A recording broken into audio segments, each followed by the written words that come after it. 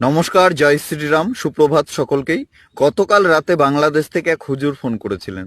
ওনার নামটা আমার মনে নেই, কারণ উর্দু নাম আমি আবার মনে রাখতে পারি না। বাঙালি নাম হলে নিশ্চয়ই মনে রাখতাম। বিভিন্ন জায়গায় টাকার বিনিময়ে ওয়াচ করে ওনার সংসার চলে। এক কথায় ধর্ম বিক্রি করে উনি খান। উনি আমায় ফোন করে সরাসরি বলছেন যে তোমাদের যত মূর্তি রয়েছে এবং পৃথিবীতে যত মূর্তি রয়েছে সমস্ত মূর্তি ভেঙে ফেলা উচিত। আমি বললাম, কেন মূর্তি আপনাদের কি সমস্যা করলো, কি ক্ষতি করলো? ওগুলোর মধ্যে তো প্রাণও নেই, ওগুলো তো আপনাদের পেছনে কাঠিও করতে যায় না। তো উনি বললেন যে এটাই সমস্যা, ওগুলোর মধ্যে প্রাণ নেই, ওরা নিজেদের রক্ষাই নিজে করতে পারে না, তাই এগুলোকে রেখে লাভ নেই, এগুলো ভেঙে ফেলাই উচিত। আমি বললাম, বাহ, খুব সুন্দর যুক্তি। মূর্তি নিজেদের রক্ষা করতে পারে না বলে মূর্তি ভেঙে ফেলবেন, এটা যদি আপনাদের মত হয়, তবে 1967-তে যখন ইসরায়েল 4টে ইসলামিক দেশকে একবারে হারিয়েছিল, তাও আবার 6 দিনের মধ্যে, তখন আপনারা কোথায় ছিলেন? যখন ইসরায়েলের বোমগুলো যুদ্ধ বিমান থেকে ইসলামিক দেশের মসজিদগুলোর উপরে পড়ছিল এবং মসজিদগুলো ভেঙে গুড়িয়ে যাচ্ছিল, মহান আল্লাহ আপনাদের যিনি রয়েছেন, তিনিও তখন কিন্তু মসজিদগুলো রক্ষা করতে পারেনি। শুধু মসজিদ নয়, আপনাদের ধর্মের যারা ছানা রয়েছে, সেই ছানাদেরও কিন্তু সুরক্ষা দিতে পারেনি। যেরকম আমরা শুকর ছানা বলি, কুকুর ছানা বলি, সেই ছানাদেরও কিন্তু রক্ষা করতে পারেনি। আমরা দেখেছি পাকিস্তানেও গত কয়েকদিন আগে এবং এর আগেও মসজিদের মধ্যে বিস্ফোরণ হয়েছে, সেখানে অসংখ্য মানুষ মারা গেছে। তবুও কিন্তু মহান আল্লাহ তাদের সুরক্ষা দিতে পারেনি এবং তারাও নিজেদের সুরক্ষিত করতে পারেনি। ধরুন, ভারতবর্ষে এবং বাংলাদেশে যত মসজিদ রয়েছে, সেই মসজিদগুলো যদি রাতের অন্ধকারে বিস্ফোরক দিয়ে উড়িয়ে দেওয়া হয়, সেই বড় বড় মিনারগুলো, মসজিদের ভেতরে যে মাজা রয়েছে, সেই সব কিছু উড়িয়ে গুঁড়ো করে একদম নিশ্চিহ্ন করে দেওয়া যায়, তবে কি তারা তাদের সুরক্ষা করতে পারবে? মসজিদের উঁচু উঁচু মিনারগুলো কি নিজেদের সুরক্ষা করতে পারবে? যদি তাই হতো, তাহলে 1992-এ যখন বাবরি মসজিদ ভেঙে গুঁড়িয়ে দেওয়া হলো, আমরাই দিয়েছিলাম, আমাদের পূর্বপুরুষ দিয়েছিল, এবং এই জন্য আমরা গর্বিত, কারণ সেই বাবরি মসজিদ আমাদের রাম মন্দির ভেঙে নির্মাণ করা হয়েছিল, ইতিহাস সাক্ষী রয়েছে। তো সেই মসজিদ আমরা আবার ভেঙে গুঁড়িয়ে দিয়েছিলাম। তখন কোথায় ছিল মহান আল্লাহ তাআলা? তো মসজিদও কিন্তু নিজেদের সুরক্ষা করতে পারে না। তো এই বিকৃত মস্তিষ্ক নিয়ে আজকে যারা মূর্তি ভাঙার স্বপ্ন দেখছেন এবং বাংলাদেশে মূর্তি শূন্য করতে চাচ্ছেন, এরপরে ভারতের দিকে আপনারা নজর দেবেন, আমরা জানি। কারণ যখনই দেখেছি মুসলিমরা সংখ্যা লঘু থাকে, তখন বলে আমরা হিন্দু মুসলিম একই বৃন্তে দুটি কুসুম, ভাই ভাই।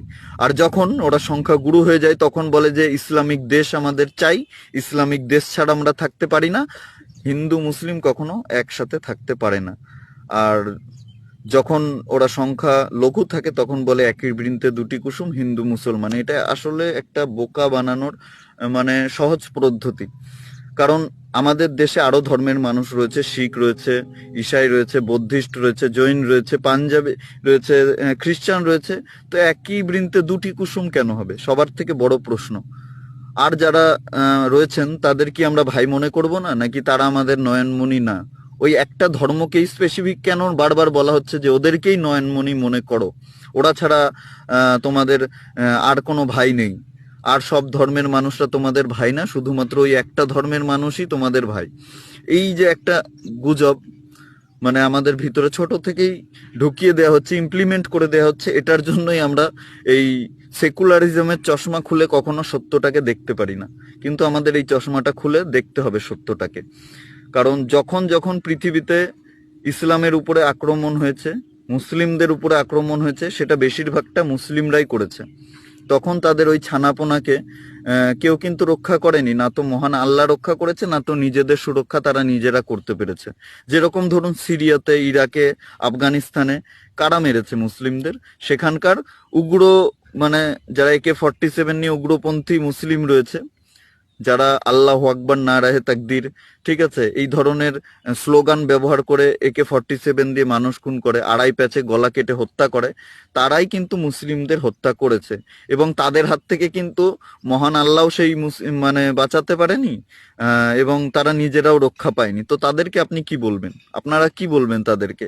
এই যে একটা বিকৃত মস্তিষ্ক আপনাদের মধ্যে রয়েছে যে সবকিছু কোরআনের বাইরে কোনো কিছু নেই। কোরআন পড়ে কোনো বড় বিজ্ঞানী তৈরি হয়নি, কোরআন পড়ে কেউ সমাজের উন্নতি করতে পারেনি। কোরআন দিন বাংলাদেশের ঢাকাতে কয়দিন আগে অ্যাটাক হয়েছিল, আপনাদের নিশ্চয়ই মনে রয়েছে, উগ্রবাদী সংস্থা করেছিল, তারাও মুসলিম, সেখানে একটা নাম অন্য কোনো সম্প্রদায়ের নেই। তো সেই মুসলিমগুলো যখন ঢাকায় অ্যাটাক করে, সেটা তো বাংলাদেশের ভূমি, সেটা তো বাংলাদেশের মানে কি বলবো ইসলামের ভূমি। এখন যেটা বলছে ইসলামিক মানে যারা আহ, প্রচারক রয়েছে বাংলাদেশে, তারা বলছে বাংলাদেশ নাকি ইসলামের ভূমি। তো এই ইসলামের ভূমিতে যখন মানে ইসলামিক সন্ত্রাসবাদীরা আপনাদের ভাই বন্ধুদের গুলি করে মারলো কুকুরের মতো, তখন আপনাদের আল্লাহ তাআলা কোথায় ছিল? আপনাদের আল্লাহর গজব কোথায় ছিল? আপনাদের আল্লাহ কি খালি কোনটা হালাল কোনটা হারাম এগুলোই দেখে বেড়ায়? মানুষের সুরক্ষার প্রতি ওনার কোনো নজর নেই। করোনা ভাইরাসে বিভিন্ন জায়গায় শুধু হিন্দুরা মরেনি, শুধু খ্রিস্টানরা মরেনি, মুসলিমও মরেছে, অনেক মুসলিম মরেছে।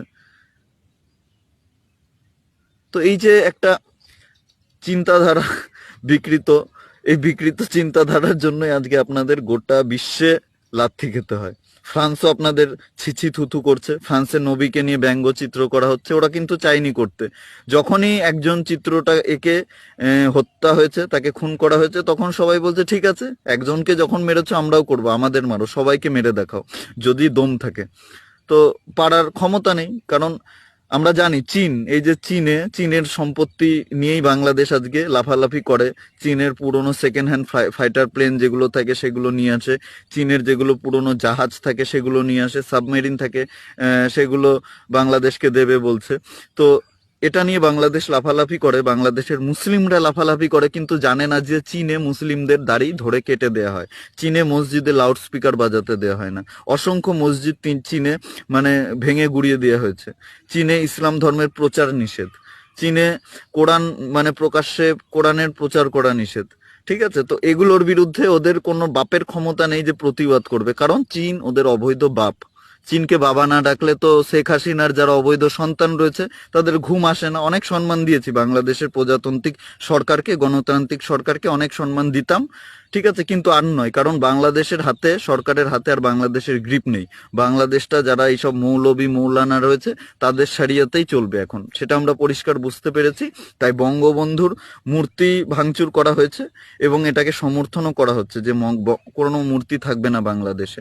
এত বছর ছিল কোনো সমস্যা হয়নি, এত বছর বিভিন্ন জায়গায় অনেক মূর্তি ছিল, সমস্যা হয়নি, ঠিক আছে, কিন্তু এখন সমস্যা হচ্ছে। ইসলাম কিভাবে চলছে, ইসলামের কি কি স্থাপত্য রয়েছে, সেই সব যারা খোঁজ খবর রাখেন তারা নিশ্চয়ই জানেন। আর যারা শুধুমাত্র বাংলাদেশের মোল্লাদের ওই ধুতি আর লুঙ্গি তুলে চাটেন পেছনটা, তাদের জানার দরকার নেই, তারা না জানলেই ভালো। তারা ওই টুপি পরে আর লুঙ্গি পরে বসে যান, এগুলো শুনুন, আপনাদের জন্য ওটাই মানে ওটাই আপনাদের প্রাপ্য, ওটাই আপনারা ডিজার্ভ করেন।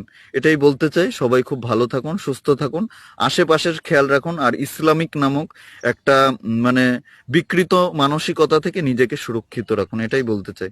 জয় হিন্দ, ভারত মাতা কি জয়।